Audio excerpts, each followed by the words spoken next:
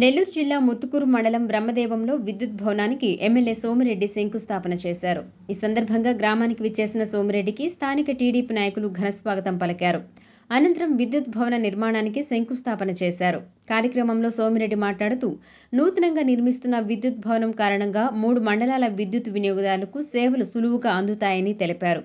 TP Gudur, Muthukuru, Venkatachalam మండలాలకు సంబంధించిన విద్యుత్ వినియోగదారులు ఇక నెల్లూరు వెళ్లే అవసరం ఉండదని, 1,70,00,000 రూపాయల వ్యయంతో ఈ భవనం నిర్మిస్తున్నామని స్పష్టం చేశారు.